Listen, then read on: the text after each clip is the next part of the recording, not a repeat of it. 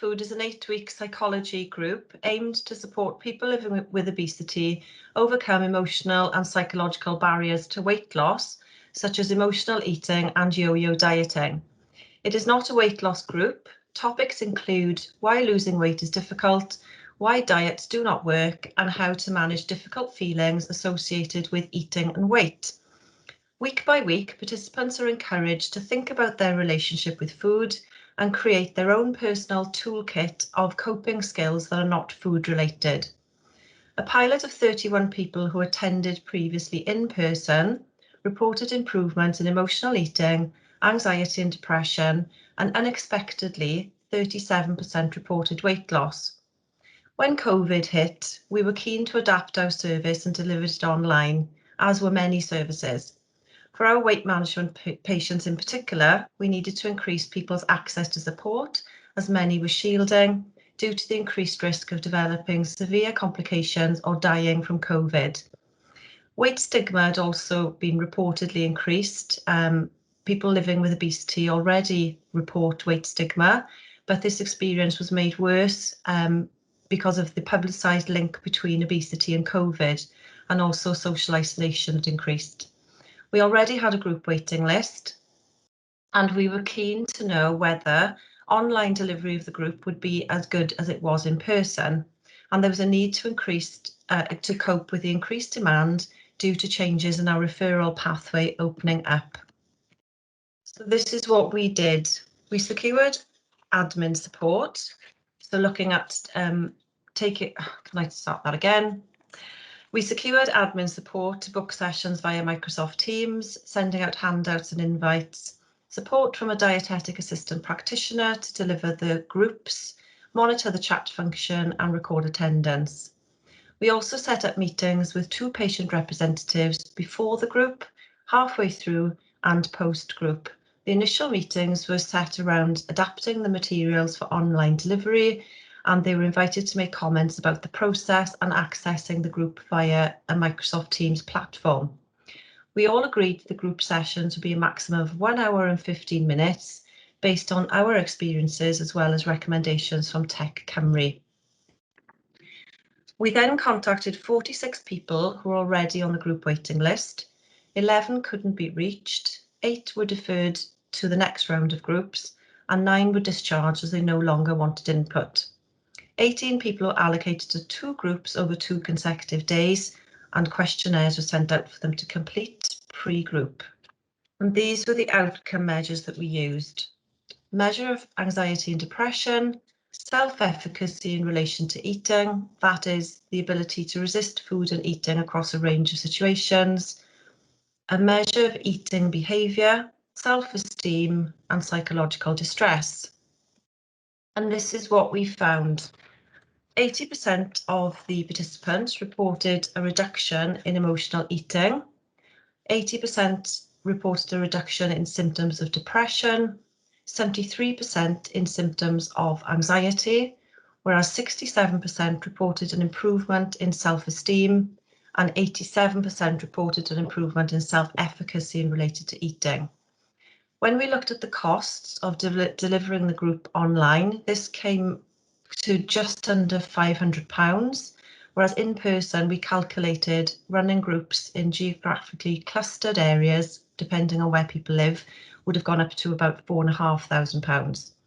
One-to-one clinics, again geographically clustered across the health board, that would have increased to £11,000. And this included cash savings of travel expenses of around £4,000 plus travel time in salary. There was also more time freed up to support more people as the demand for the service was increasing. And this is some feedback from some of the participants. I feel like I have the skills I need to make changes for life, better relationship with food, learning new ways of coping instead of eating, feeling more positive about the way I look, being more active and feeling better for it. And in terms of weight loss at 8 weeks, 72% of participants reported an average weight loss of just over 2 kilos, ranging from 0 to 12.7 kilos, whereas at 1 month follow-up, this increased to 83%, where the average weight loss increased to 3.67 kilos, ranging from 0 to 14.5 kilos. Nobody gained weight over the course of the programme. In terms of attendance rate, compared to in-person, where attendance is higher than average anyway at 77%, this increased to 94% when the groups were delivered online. And now Karen would like to share her experience of Mind Over Food with you all.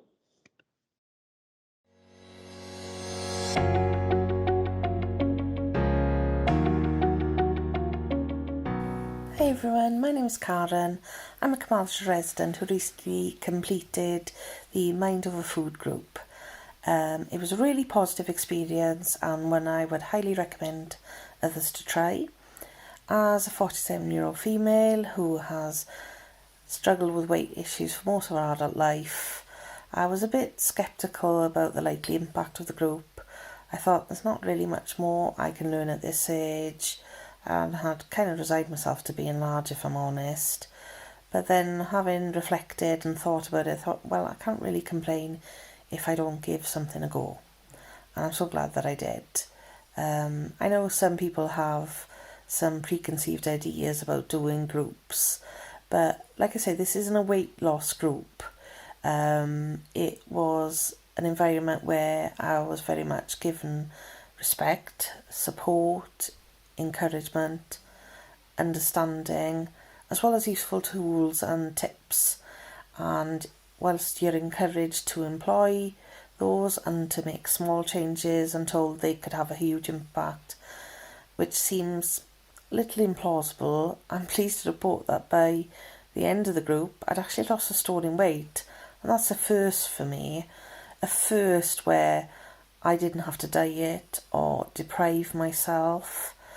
Instead, I feel like I have a healthier relationship with food and learned skills that will benefit me not just now but in my future journey as well. So give it a go. You have nothing to lose apart from potentially weight, but there's no pressure there, and I wish you all the best in your journey too. And as you can see, Karen's experience, she was sceptical to start with, but she decided to give it a go, and then she was pleasantly surprised and found that she went on to lose weight, but also change her mindset and relationship with food. So now that Mind Over Food is boxed up and ready to go to be adopted by other psychologists working in weight management services across Wales, what's included in the box, if you like, is the how-to toolkit for implementing the group, Tech Cymru's step-by-step clinician's guide for running virtual groups, presentations with scripts to guide each session week by week, handouts and audio files for participants, and links to the outcome measures that we used pre and post group. And what's not included inside the box, so what you would need in addition to what's provided, a minimum of a band 5 assistant psychologist, a co-facilitator to monitor the chat function and support online delivery of the groups, admin support, Microsoft Teams platform with equipment, so a laptop or PC with audio and visual capability, internet connection for both participants and facilitators, and a private confidential space to deliver the groups. So what next for us? So we would like to make the groups more accessible to people living with obesity, but we are also conscious that people below a BMI of 30 also struggle with similar issues. So yo-yo dieting, emotional eating, and their weight. And before reaching the threshold for weight management services, we would like to see this being accessible to more people. I'm planning to provide training to others to deliver locally and also to run more groups online. And just to finish off, my experience, innovation and working in the NHS can feel a little bit like bog snorkeling. You're at the starting line, you're ready to go, you have the tools and the intention, but you soon get bogged down with the red tape and various barriers. But with Bevan on board, overall it's been a more calm experience, but at times a bit challenging. And I think that's because of the fast track nature, trying to fit in this alongside being busy clinically. But I would just like to say thank you very much for the opportunity. It's been a really valuable and supportive, positive experience, and the networking has been great. So thank you very much. Diolch yn fawr. And that's the end.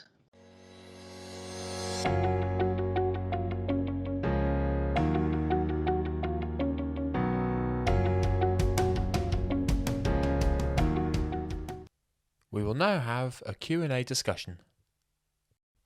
Are you planning on doing any other follow-ups in the long term? So we pride ourselves in the weight management service in Hywel Dda to be really person-centred and compassionate. So when people come into the service, they're assessed by a qualified dietitian, very much sort of needs-led. So when they're identified for psychology, obviously I assess them, their suitability for the group. And then post-group, there's a 1 month group follow-up. There's also an individual one-to-one appointment. And there's a kind of reassessment of each individual's needs. So some people went off to have a one-to-one dietetic reassessment. Other people were discharged. There was also a Food Wise for Life, which is stepping down the All Wales obesity pathway to level 2. And the person who actually helped me to co-facilitate and do the chat function. So she actually is very experienced in running the Food Wise groups online.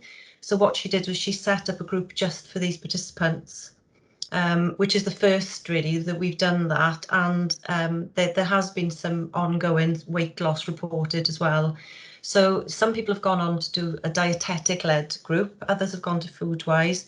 One person had time-limited psychology support because there was other stuff that came up, and there was one that was put on hold and a couple discharged.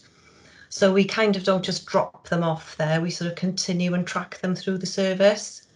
And that's what we're sort of keen to do, but the emphasis very much on self-management, as Tom said. Have you considered widening this out to other therapists with clinical psychology supervision? Yeah, that's one of the things we're looking at, and we're looking at looking at having it sort of available to people with a BMI of over 25 who struggle before, as I said, they get to the threshold, and whether or not we can look at maybe some qualified dietitians, but it's not something we've planned yet because we've just had some money from Healthy Weight, Healthy Wales with the healthy, the new strategy. So there's 2 more staff on board, so we're hoping to make this more accessible to people locally, but also for people to adopt in other weight management services across, where they'll be able to have access to the handouts via the Creative Commons license. So all the audio files and everything will be available, just the sort of skeletal stuff if they want to modify, but it's all evidence-based. So yes, there is scope, sorry, in answer to your question, to do that, but we haven't done that yet. How did the community dynamic change after moving to online facilitation? I think what was really interesting was so we offered them a WhatsApp, an optional WhatsApp group, which both groups actually took up. And although you'd normally geographically cluster and people would have a waiting list to maybe run a group in Abereiron or Llanelli, this time they were from all over the health board. So I set up the group, the WhatsApp group for 2 respective groups, and then I handed over the admin within a week. So I wasn't part of that at all, and that was encouraged. And as far as I know now, one of the groups they were very active anyway. They continued having Zoom meetings on the Wednesday morning when we were having the meetings, and it was a kind of drop-in coffee morning.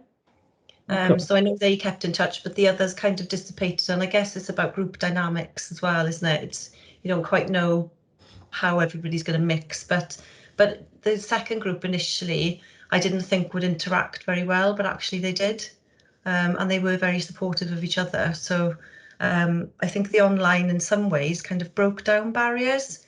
I know some of the feedback we had was actually people disclosed more being online, because they felt that they weren't in person and they didn't feel self-conscious. They felt they could say what they wanted from the comfort of their own home.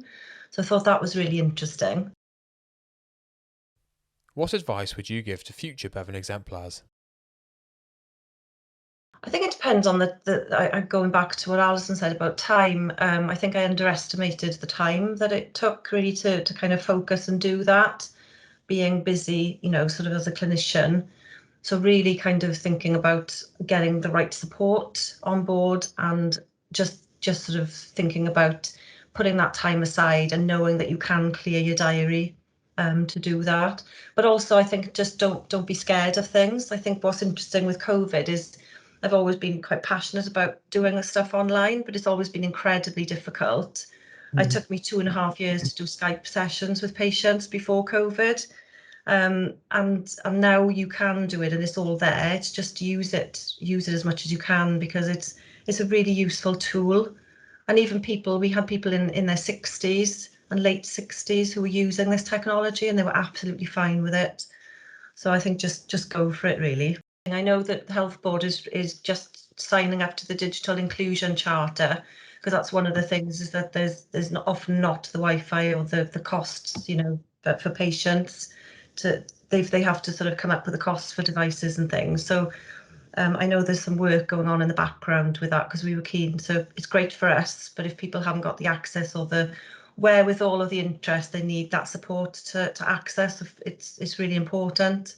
And I think going forward, it's just really good as a choice for people.